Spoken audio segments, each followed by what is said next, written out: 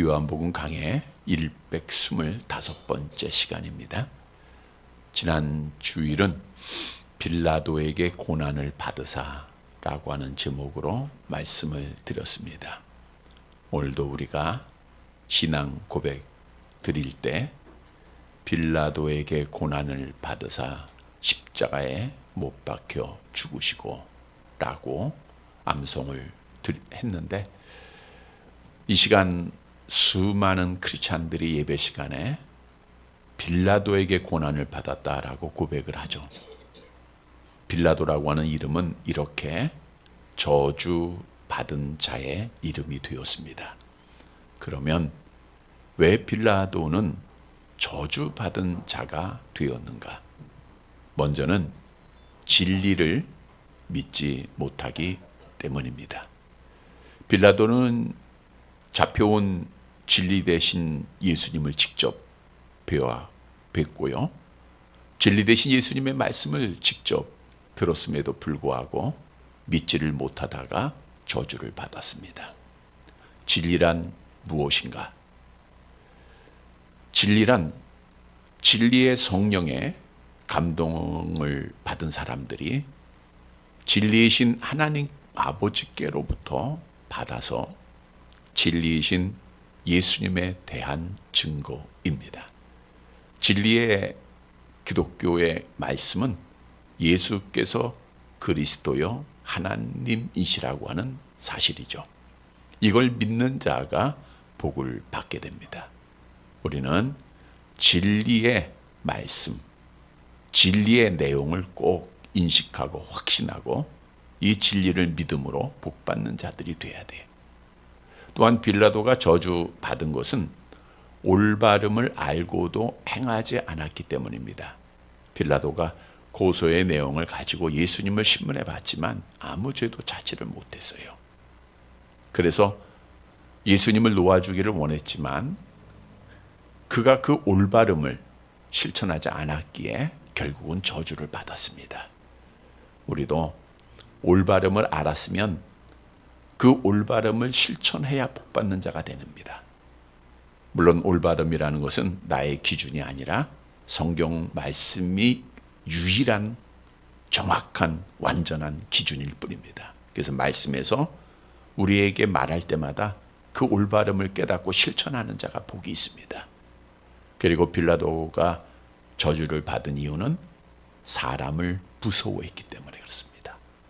빌라도가 예수를 놓아주기를 원했지만 무리들이 바라바를 놓아줄 것을 외쳤고 또 소란이 일어나는 것이 두려워서 결국 예수님을 다시 신문하지 않았습니까?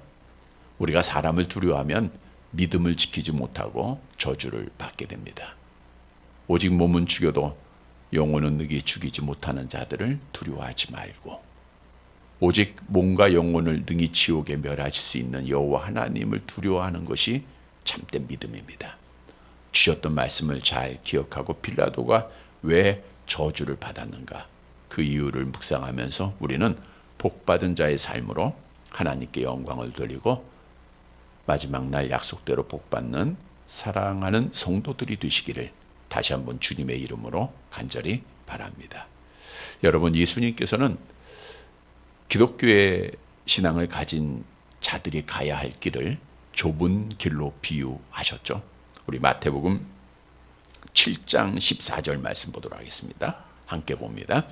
생명으로 인도하는 문은 좁고 길이 협착하여 찾는 자가 적음이라.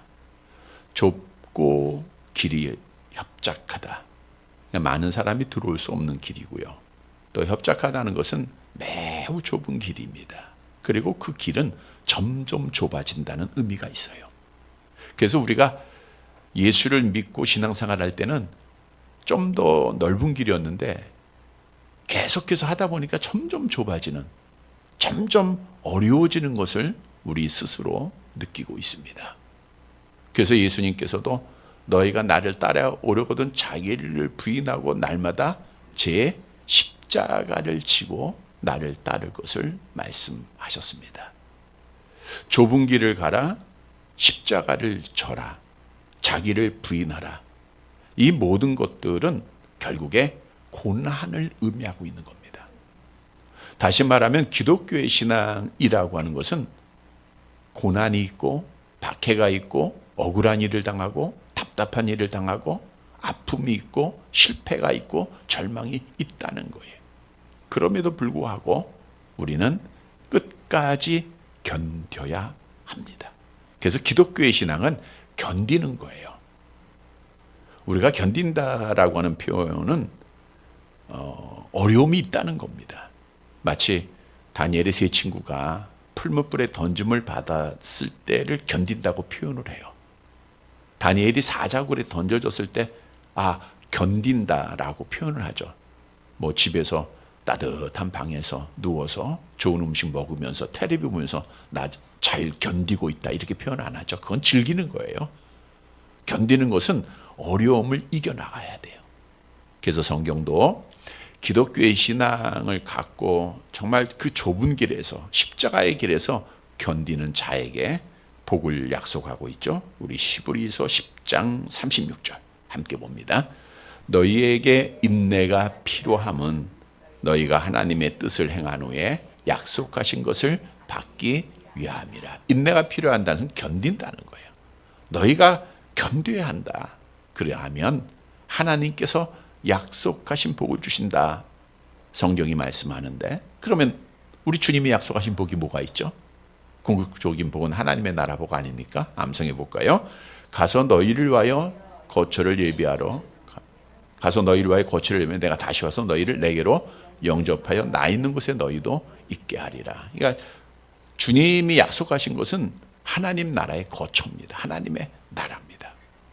그래서 우리가 정말 썩지 않고 더럽지 않은 그 하나님의 나라, 전전주에 우리 주님이 왕이 되셔서 완전한 통치를 하시는, 우리가 그 통치를 받으면서 영원한 즐거움과 기쁨을 누릴 그 약속이 우리에게 주어졌다는 거예요.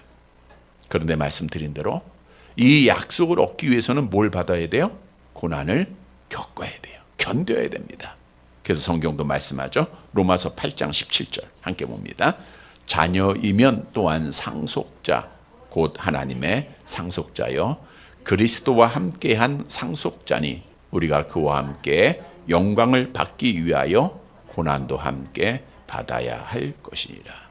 우리가 약속하신 영광의 나라에 들어가기 위해서는 고난도 함께 받아야 할 것이니라.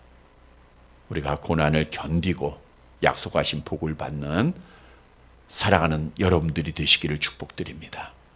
오늘 본문의 말씀은 하나님의 자녀들이 마지막까지 견디고 약속하신 복을 받기 위해서 어떻게 해야 할 것인가에 대한 답을 주고 있습니다. 오늘 말씀을 잘 듣고 잘 견뎌서 정말 어렵고 힘들지만 아프고 우리가 절망스러운 어떤 우리의 모습일지라도 잘 견뎌서 우리가 끝까지 믿음 지키고 승리해서 약속하신 복을 받는 사랑하는 성도들이 되시기를 간절히 바랍니다. 첫째 대지로 약속하신 복을 받으려면 하나님을 기쁘시게 해드려야 됩니다. 본문 1절 말씀 보도록 할게요. 같이 봅니다. 이에 빌라도가 예수를 데려다가 채찍질 하더라. 빌라도가 지난주에 예수님의 1차 신문을 하고 아무 죄도 찾지 못하고 예수를 놓아주기를 원했잖아요. 그런데 백성들이 소리치자 다시 예수님을 데리고 이제 관정 안으로 들어가게 됩니다. 관정 안에 들어가자마자 오늘 본문에 보니까 예수를 데려다가 채찍질을 해요. 당시의 채찍질은 가죽끈에 납덩이가 붙어 있고 날카로운 못이 붙어 있고 뼈 조각이 붙어 있는 채찍이에요. 그 채찍으로 내리칠 때마다 당연히 살점이 떨어져 나가겠죠. 그래서 당시에는 십자가에 처형되는 자가 채찍을 맞고 그리고 처형대로 갔거든요. 근데 그 채찍에 맞다가 너무 피를 많이 흘려서 나무에 달리기 전에 죽었던 자들이 있다는 기록이 있어요. 물론 우리 예수님은 33살이니까 젊었으니까 감당하겠지라고도 생각할 수 있지만 사실 이사야서의 말씀을 보면 우리 예수님은 흠모할 만한 것이 없는 약한 육신을 가지고 계셨습니다. 그리고 우리가 계속 말씀을 드렸던 대로 예수님이 그 전날 밤을 지새지 않았어요. 그러니까 지친 몸이에요. 그에게 채찍질을 가할 때 우리 예수님이 많은 피를 흘리십니다. 자, 그런데 여기서 우리가 묵상해야 할 것은 왜 빌라도는 아직 사형을 언도하지 않았어요.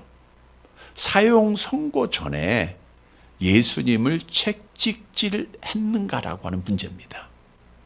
다음 절의 내용과 연관을 시켜보면 빌라도는 예수님을 신문하고 죄를 찾았어요? 못 찾았어요? 못 찾아요.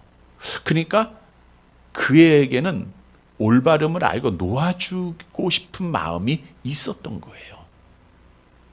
그래서 자기 생각으로는 예수라고 하는 이 사람을 채찍질해서 그 피나는 모습, 그 고통스러운 모습을 무리들이 보면 조금 만족할 수 있지 않을까? 다시 말하면 그 무리들의, 백성들의, 유대인들의 마음을 만족시키기 위해서 채찍질을 했다는 거예요. 그러나 결국 사람의 마음을 만족시키고자 했던 빌라도의 생각은 어긋났죠. 백성들이 만족을 못했죠. 결국 그는 저주받은 거예요. 그래서 오늘 본문에서 우리에게 주는 교훈이 있습니다. 우리가 사람을 만족하고 사람 앞에 기쁨을 주기 위한 신앙생활을 한다고 하면 결코 믿음을 못 지켜요. 백성들의 마음을 절대로 만족시킬 수도 없습니다. 저 사람에게 5만 원을 주면 만족할 것 같죠? 그럼 10만 원 원해요. 10만 원 주면 만족하죠? 100만 원 원합니다. 만족할 것 같아요? 또 1000만 원 원해요. 이게 사람의 욕심이에요. 타락한 인간의 본성입니다. 즉 우리는 사람의 마음을 절대로 만족시킬 수 없어요. 그럼에도 불구하고 사람의 마음을 만족시키고 사람을 기쁘게 하려고 하면 우리는 따라서 믿음을 지키지 못한다라고 하는 사실입니다. 그런데 오늘날 우리 교회 안에는 가장 지혜로운 성도가 누군지 아십니까? 여러분들이 특히 이제 젊은이들이 그런 생각을 많이 해요. 참 지혜롭게 신앙생활 하자. 그게 뭐냐? 하나님도 만족시키고 세상도 만족시키자는 거예요. 예수님도 만족시키고 친구들도 만족하자는 거예요. 그래서 한 발은 세상에 한 발은 교회에 놓고 그냥 적절하게 중간에서 신앙생활 하는 자들이 점점 많아지고 있다는 거예요. 예배는 열심히 드리지만 세상 것도 함께 즐기면서 드리는 거예요. 그러니까 이게 어떤 때는 신앙인인 것 같고 지금 예배 시간에 와서 예배 드릴 때는 야 내가 하나님의 자녀의 신앙생활인 것 같은데 또 그렇지 않은 모습들 세상 사람들이 바라볼 때 결코 하나님의 자녀라고 인정하지 못하는 모습들이 너무 많이 있다는 거예요. 여러분 중요한 진리는 우리는 결코 두 사람 만족할 수 없다는 거예요. 두 사람을 동시에는 절대로 만족시킬 수 없다. 성경이 증언하죠. 우리 누가복음 16장 13절입니다. 함께 봅니다.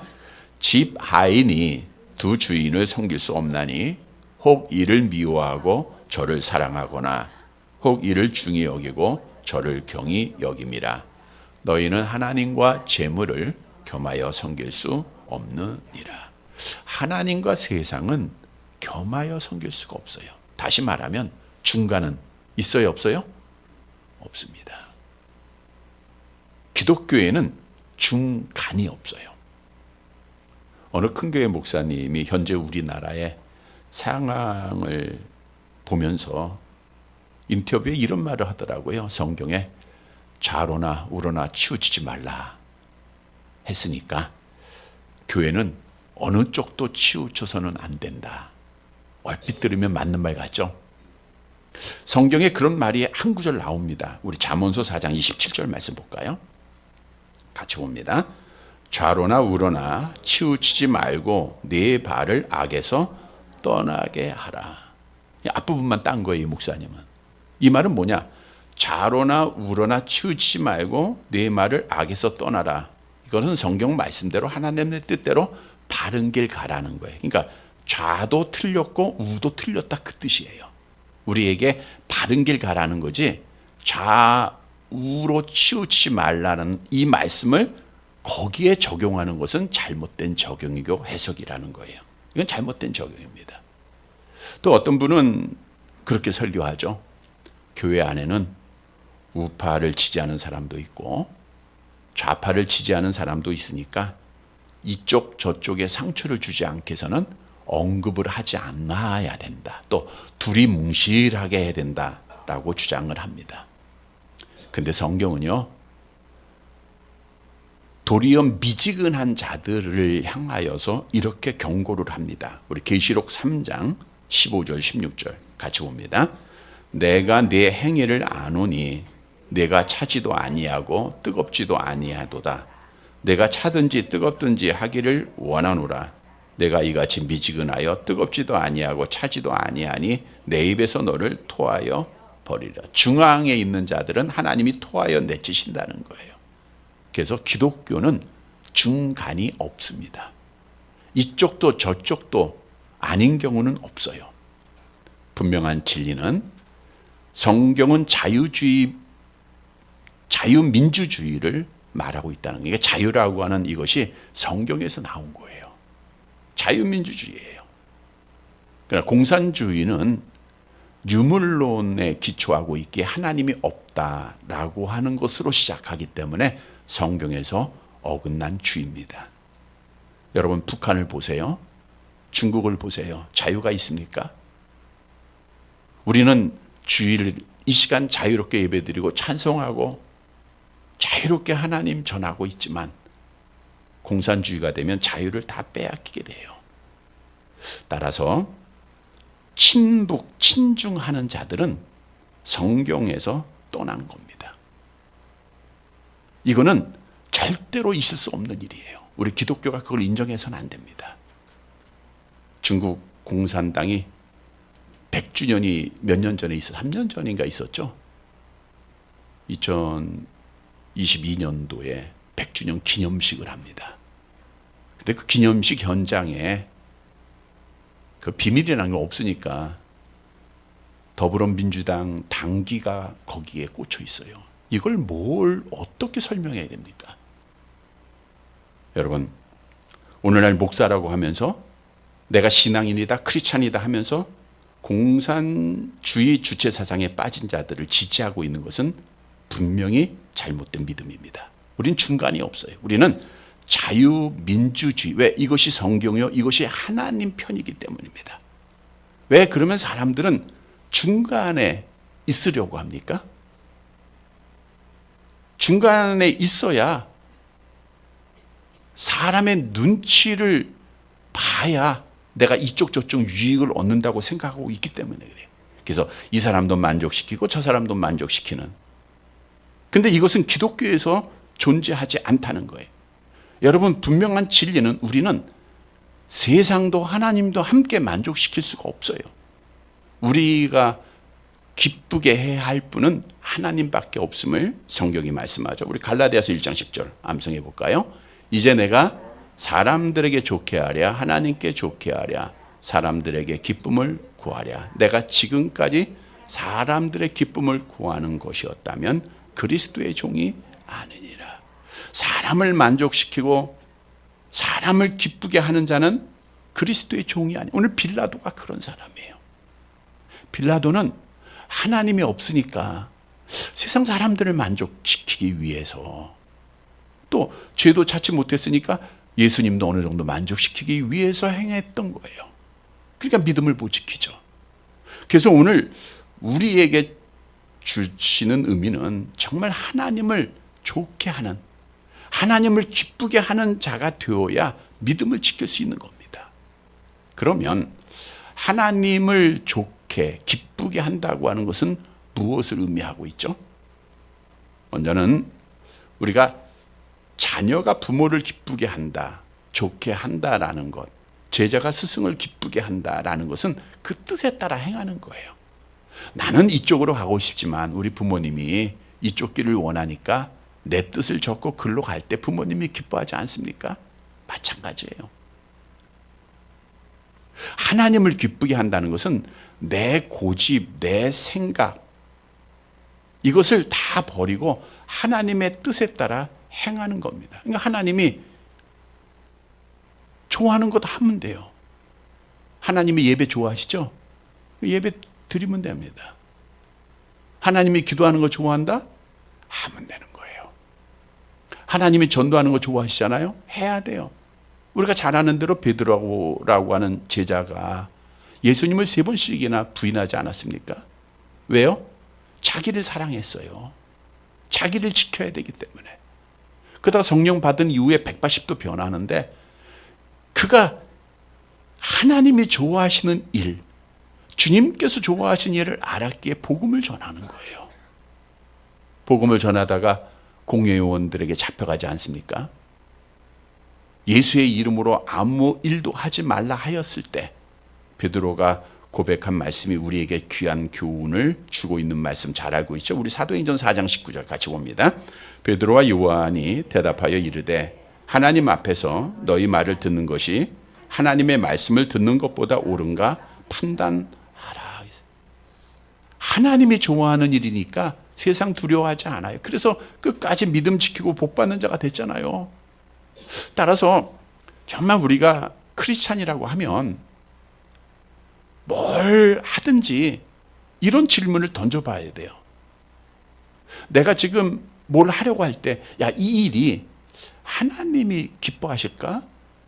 아니면 나에게 좋은 일일까? 아니면 사람 앞에 기쁨이 되는 일일까? 어떤 일을 결정하기 전에 이 결정이 우리 하나님이 좋아하실까? 아니면 사람이 좋아하는 일일까? 어디를 가기 전에 여러분이 생각을 해야 돼요. 내가 거기를 가는 것이 정말 하나님 앞에 기쁨이 될까? 아니면 사람 앞에 기쁨이 되는 일일까? 내가 누구를 만날 때 이 사람을 만나는 것이 하나님 앞에 기쁨이 될까? 아니면 나에게 기쁨이요 사람 앞에 기쁨이 될까? 늘 우리는 이것을 고민해야 됩니다. 이게 기독교의 신앙생활에 그러니까 힘든 거예요. 우리는 하나님이 기뻐하는 일, 여기에 답을 찾았으면 그걸 행하면 됩니다. 그럼 하나님이 좋아하세요. 또 하나님 앞에 기쁨이 된다는 것은 모든 영광을 하나님 앞에 돌려드리라는 거예요. 특히 잘 될 때, 성공했을 때 모든 영광 하나님 앞에 드려야 됩니다. 우리의 삶의 목적은 하나님을 영화롭게 하고 영원토록 그를 즐거워하는 것 아닙니까? 영광을 하나님께 돌리면요 믿음 지키는 거예요. 얼마 전 미국의 그 길거리에서 싸우는 게 있어요. 길거리, 그러니까 스트리트 파이팅이라고 해가지고 그런 경기가 있는데 우리나라 고3 학생이에요. 미국 학생이 아니라 그 급에 플라이급이죠. 거기서 미국 선수와 붙어서 우승을 하고 그가 챔피언이 됐어요. 근데 5라운드 경기를 하는데 얼마나 지쳤겠습니까? 근데 이 학생이 이기자마자 무릎을 탁 꿇어요. 하나님께, 그러니까 영어는 못하니까 하나님께 영광을 돌립니다. 아멘! 하고 큰 소리를 치는데 참 우리가 같은 신앙을 가진 자로서 너무 감격이 되더라고요. 물론 이러한 일들을 우리가 방송을 통해서도 많이 보고는 있죠. 그러면 그것이 나의 삶에는 어떻게 적용이 됩니까? 정말 내가 모든 영광, 하나님의 영광 가로채지 않고 모든 영광 하나님께 돌리는가? 여러분, 우리가 하나님께 영광 돌릴 때 하나님이 얼마나 좋아하시겠습니까? 이거 당신의 은혜입니다. 하나님이 기뻐하실 거 아니에요. 그래야 믿음 지키는 겁니다. 성도 여러분, 오늘 본문의 빌라도가 사람을 기쁘게 하려다가 믿음을 못 지키고 그가 저주받았던 사실을 기억하고 우리는 오직 하나님을 기쁘시게 하는 자, 하나님의 뜻대로 행하고 하나님이 좋아하는 일을 행하고 하나님께 영광 돌려서 믿음 지켜서 약속하신 복을 받는 사랑하는 성도들이 되시기를 간절히 바랍니다. 두 번째로 약속하신 복을 받기 위해서는 예수님의 고난을 감사해야 됩니다. 본문 2절 말씀 보도록 할게요. 같이 봅니다. 군인들이 가시나무로 관을 엮고 그의 머리에 씌우고 자색 옷을 입히고. 당시 왕이 권세와 영광을 상징하는 왕관을 쓰지 않았습니까? 그러니까 예수님이 유대인의 왕이라 했으니까 군인들이 예수님을 조롱하기 위해서 지금 하는 거예요. 가시로 만든 면류관을 예수님에게 씌우죠. 금으로 만든 면류관이 아니라 가시로 만든 면류관이에요. 뾰족하죠. 가시로 면류관을 쓸 때 그 가시에 의해서 살점이 파고들고 머리에서 피가 줄줄 흐릅니다. 자색 옷을 입혔다는 것은 자색이 당시에 황제가 입었던 옷인데 예수님이 왕이라고 하니 그 황제가 입었던 옷은 못 입히고 그 붉은색 계통의 옷을 예수님에게 입힌 거예요. 그리고 어떻게 모욕을 했죠? 3절 함께 봅니다. 앞에 가서 이르되 유대인의 왕이요 평안할지어다 하며 손으로 때리더라. 앞에 가서. 이 말의 뜻은 로마 군인들이 줄을 서서 예수님 앞에서 차례대로 예수님의 뺨을 또 이렇게 손바닥으로 때렸다. 그러니까 모욕을 줬다라는 것이죠. 그리고 말로써도 또 조롱을 합니다. 유대인의 왕이여 평안할지어다. 여러분, 왜 하나님이신 예수님께서 로마 군인들에게 이런 조롱과 멸시를 받았습니까? 로마 군인들은 자기들의 생각에 의해서 예수님을 조롱하는 의미에서 이렇게 행했지만 사실 이 모습은 구약에 예언된 성취예요. 우리 예수님이 그렇게 될 것이다라고 말씀을 했어요. 그런데 왜 그 모욕과 고난과 조롱을 당하셨는가?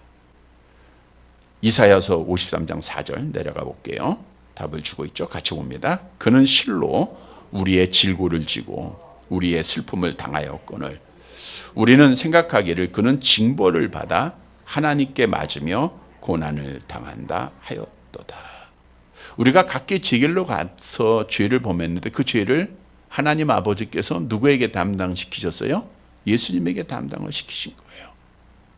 그래서 예수님이 내 죄를 대신 지셨기에 조롱을 당하고 멸시를 당하셨던 겁니다. 다시 말하면 우리 예수님이 그 조롱과 멸시와 피를 흘려주심으로 죄인이었던 내가 의인되었고 사탄의 자녀였던 내가 하나님의 자녀가 되었고 지옥에 가야 할 자가 하나님의 나라를 상속받는 자가 되었다는 거죠. 베드로전서 2장 24절입니다. 함께 봅니다. 친히 나무에 달려 몸으로 우리 죄를 담당하셨으니 이는 우리로 죄에 대하여 죽고 의에 대하여 살게 하려 하심이라. 그가 채찍에 맞음으로 너희가 나음을 입었도다. 디도서 3장 7절 계속 봅니다. 우리로 그의 은혜를 힘입어 의롭다 하심을 얻어 영생의 소망을 따라 상속자가 되게 하려 하심이라. 그의 은혜로 우리 예수님이 내 대신 조롱받으시고 피 흘리심으로 그 은혜로 우리가 하나님의 나라를 상속받게 된 거예요. 그런데 잘 아는 대로 천국을 약속받았다고 해서 우리가 바로 천국에 들어가는 것이 아니라 하나님이 부르실 때까지 이 악한 영이 지배하는 세상에서 살아야 돼요. 근데 악한 영은 교회를 미워하고 성도들을 미워하는 거 당연하지 않습니까? 그러다 보니까 우리에게는 좁은 길이 있고 고난의 길이 있고 아픔이 있는 거예요. 다시 말하면 끝까지 견뎌야 되는 거예요. 그러면 어떻게 우리가 그 많은 어려움과 정말 아픔, 실패, 병 이런 것부터 견딜 수 있습니까? 오늘 답을 주고 있어요. 예수님께서 나를 위해서 조롱을 받으시고 피 흘리신 그 은혜를 기억하고 감사하면 된다는 거예요. 다시 말하면 감사하면 어떤 일이 있어도 믿음 지키게 된다는 거예요. 이게 오늘 우리에게 주시는 교훈입니다. 악한 영은 우리를 넘어뜨리기 위해서 수많은 올무를 놓죠. 실패하게 하고 잃게 하고 억울한 일 당하게 하고 사고를 갖게 하고 불치의 병도 주고 어떻든 우리를 절망에 빠뜨리기 위해서 수많은 올무를 놔요. 근데 우리가 연약한 인간이다 보니 어려운 일을 당하면 먼저 나오는 게 뭐예요? 하나님 왜 그러십니까? 내가 하나님 얼마나 사랑하는데, 내가 얼마나 지금 믿음을 지켰는데 왜 나에게 이러한 고난, 이러한 아픔, 이러한 병을 주십니까? 누구라도 원망할 수 있어요. 이건 당연한 거예요. 그런데 중요한 것은 원망의 결과는 뭐예요? 멸망이에요. 우리 잘 알고 있죠? 고린도전서 10장 10절 같이 봅니다. 그들 가운데 어떤 사람들이 원망하다가 멸망시키는 자에게 멸망하였나니 너희는 그들과 같이 원망하지 마라. 원망은 멸망이에요. 그러니까 어떻게 해야 돼요? 원망할 수 있죠. 바로 바뀌어져야 돼요. 감사로 바뀌어져야 됩니다. 감사하면 어떤 고난도, 어떤 병도, 어떤 아픔도 이길 줄 믿으시기를 바랍니다. 내가 지금 죽어도 어디 가요? 천국 가는데 뭘 못 이겨요? 지금 조금 아픈 거, 조금 불편한 거, 조금 안 된 거, 이거 아무것도 아니잖아요. 그래서 정말 신앙을 가진 자들은 사고를 당하고 전신불수가 되어도 하나님을 찬양하지 않습니까? 두 다리를 잃어도 하나님 앞에 영광을 돌리고 있지 않아요? 여러분, 끝까지 견디는 거예요. 감사하면 견디는 겁니다. 그 중에서도 모든 것이 하나님의 은혜지만 오늘 본문의 말씀, 예수님이 나의 죄를 지시고 조롱당하시고 피 흘려주셨다는 그 은혜, 이 은혜만큼은 우리가 잊지 말아야 돼요. 성경도 감사하는 자에게 구원을 약속합니다. 시편 50편 23절 암송해 볼까요? 감사로 제사를 드리는 자가 나를 영화롭게 하나니 그의 행위를 옳게 하는 자에게 내가 하나님의 구원을 보이라. 그래서 우리 성도는 어떻게 해야 돼요? 암송합니다. 범사에 감사하라. 이것이 그리스도 예수 안에서 너에게 행하신 하나님의 뜻이라. 여러분, 불평 원망이 나오면 지옥을 경험하게 됩니다. 그게 지옥이에요. 그게 지옥 가면은 누구 때문에 이게 원망 불평밖에 없어요. 근데 천국은 뭐예요? 감사해요. 그럼 뭐 해야 돼요? 감사해야 돼요. 감사하면 이 땅에서도 천국이요 영원한 약속한 복을 받습니다. 성도 여러분, 다른 건 몰라도 우리 주님의 그 고난, 주님의 피 흘려주심, 주님의 조롱당하심, 이 은혜 잊지 말고 늘 감사만 하십시다. 그래서 믿음 지켜서 약속대로 복받는 성도들 되시기를 간절히 바랍니다. 세 번째로 약속하신 복을 받기 위해서는 첫 믿음을 지켜야 돼요. 본문 4절 말씀 보도록 할게요. 같이 봅니다. 빌라도가 다시 밖에 나가 말하되 보라, 이 사람을 데리고 너희에게 나아오니 이는 내가 그에게서 아무 죄도 찾지 못한 것을 너희로 알게 하려 함이라 하더라. 다시 밖에 나갔다는 게 두 번째 나가는 거예요. 그러니까 빌라도가 예수님 신문하고 첫 번째 나가서 야, 그 사람 죄 없어 하니까 백성들이 빌라도 놓아주세요. 예수 십자가 못 박으세요. 그래서 이제 그 빌라도는 또 다시 들어가서 예수를 채찍질한 거예요. 2차 신문해요. 근데 아무 죄를 못 찾는 거예요. 앞에서 언급해 드린 대로 그래도 군중들이 예수의 그 모습, 그 초라한 모습, 그 피 흘리는 모습을 보면 조금은 이해하지 않을까. 그래서 빌라도가 그에게 예수님을 두 번째로 데리고 나오게 되죠. 보세요. 5절 말씀 계속 봅니다. 시간 없어 빨리 갈게요. 같이 봅니다.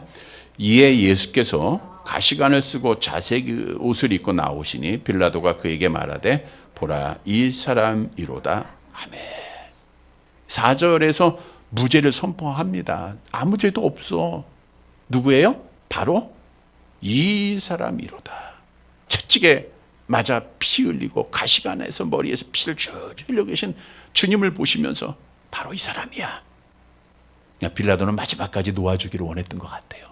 자, 그런데 성경을 읽는 분들은 쉽게 생각할 것 같아요. 보라, 이 사람이로다. 뭐가 연상이 됩니까? 뭐가 연상돼요? 예수님이 공생애를 시작하실 때 세례 요한한테 세례 받을 때 세례 요한이 뭐라 그랬어요? 우리 요한복음 1장 29절 같이 봅니다.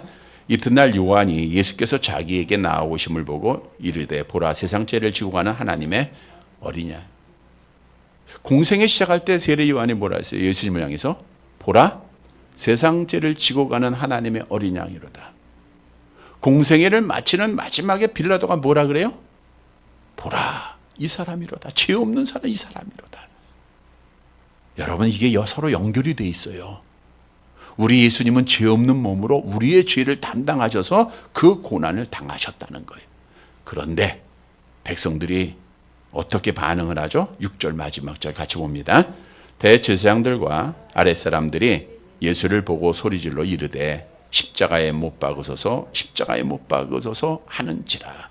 빌라도가 이르되 너희가 친히 데려다가 십자가에 못 박으라. 나는 그에게서 죄를 찾지 못하였노라. 빌라도는 놓아주기를 원했지만 무리들이 소리칩니다. 대제사장들로부터 선동을 받았어요. 십자가에 못 박으소서 십자가에 못 박으소서. 그런데 잘 아는 대로 불과 5일 전 우리 예수님이 예루살렘 성에 입성하실 때 그 유대인들이 어떻게 했었죠? 마태복음 21장 9절 같이 봅니다. 앞에서 가고 뒤에서 따르는 무리가 소리 높여 이르되 호산나 다윗의 자손이여 찬송하리로다. 주의 이름으로 오시는 이여 가장 높은 곳에서 호산나 하더라. 예수님을 찬송하던 자들이에요. 그 입술이. 근데 5일 만에 변해요. 그 믿음이 변했기에 그들은 하나님 앞에 예수님을 십자가에 못 박아 죽이는 죄를 범하지 않았습니까? 실패를 경험한 자들이 되지 않았습니까? 여러분 우리에게 주는 교훈이에요. 우리도 마지막까지 믿음을 지키고 약속하신 복을 받기 위해서는 믿음 변하지 말아야 된다는 거예요. 믿음 지켜야 된다는 거예요. 믿음 지켜. 사실 없었을 때, 아플 때, 힘들 때, 안 될 때는 누가 보여요? 하나님만 보여요. 그러니까 하나님 앞에 그냥 열심히 기도합니다. 근데 가진 것이 많아지다 보면, 손에 쥔 것이 많아지다 보면 그만큼 하나님이 안 보여요. 그래서 오늘날 우리가 정말 옛신앙, 첫사랑을 버린 자들이 너무 많습니다. 하나님 앞에 더 가까이 가야 함에도 불구하고 점점 멀어지는 거예요. 한번 생각해 보세요. 나의 예배, 나의 기도 시간, 나의 말씀 보는 시간, 이게 점점 많아져야 되는데 여러분 어때요? 점점 뒤처지고 있잖아요. 그래서 주님이 그런 말씀하세요. 계시록 2장 4절 첫 믿음을 잃어버린 에베소 교회를 책망하셨죠? 같이 봅니다. 그러나 너를 책망할 것이 있나니 너의 처음 사랑을 버렸느니라. 첫사랑 버리면 책망받습니다. 그래서 우리는 어떻게 해야 될 것인가? 계시록 2장 5절 계속 봅니다. 그러므로 어디서 떨어졌는지를 생각하고 회개하여 처음 행위를 가지라. 만일 그리하지 아니하고 회개하지 아니하면 내가 네게 가서 내 촛대를 그 자리에서 옮기리라. 회개해야 돼요. 회개는 어디서 떨어진가를 생각하라. 지적인 회개, 죄를 버리고 아파하는 정적인 회개, 그리고 돌아서는 회개입니다. 첫 믿음으로 완전히 회복해야 돼요. 안 하면 제거해버리겠다, 밀어버리겠다 우리 주님이 경고하고 있어요. 지금까지 신앙생활한 것이 다 헛된 것이 돼요. 첫 믿음 잊어버리면. 그래서 우리는 첫 믿음, 감격, 감사, 헌신, 예배 다 회복해야 됩니다. 성경을 회복하는 자에게 하나님께서 새로운 날을 약속하고 있고요. 회개하는 자에게 하나님께서 재앙을 내리지 않을 것을 약속합니다. 성도 여러분, 우리는 첫 믿음, 첫사랑 늘 기억하고 이거 꼭 지켜서 약속대로 하나님 앞에 복을 받는 자들이 되시기를 간절히 바랍니다. 말씀을 정리해 드립니다. 여러분, 하나님께서는 예수께서 그리스도이심을 믿는 자들에게 뭘 약속해 줬어요? 천국을 약속하셨어요. 그러니까 우리는 늘 천국 바라봐야 돼요. 그런데 이 약속하신 복을 얻기 위해서는 이 땅에서 고난을 당해야 돼요. 고난을 당한다는 것은 마귀의 시험이 있다는 겁니다. 아픔이 있고 병이 있고 수많은 어려움이 있어요. 그래서 우리가 끝까지 견뎌야 합니다. 성도 여러분, 마지막까지 견디고 복을 받기 위해서는 어떻게 해야 할 것인가? 먼저는 하나님을 기쁘시게 하는 자가 돼야 돼요. 하나님만 기쁘게 하면 믿음 지킵니다. 사람 기쁘게 하려니까 믿음을 못 지키는 거예요. 사람 기쁘게 하려니까 주의를 성숙 못하는 거예요. 두 번째로는 감사해야 돼요. 우리 주님의 피, 주님의 그 조롱, 누구 때문이에요? 나 때문에. 이거 감사하면 믿음 지키는 거예요. 원망하지 말아야 돼요. 첫 믿음을 회복해야 됩니다. 사랑하는 성도 여러분, 오늘 주신 말씀을 꼭 기억하고 우리가 정말 하나님 앞에 믿음 지키고 하나님 기쁘시게 해드리고 감사해서 하나님의 약속대로 영원한 복을 받는 사랑하는 성도들이 되시기를 주님의 이름으로 간절히 바랍니다.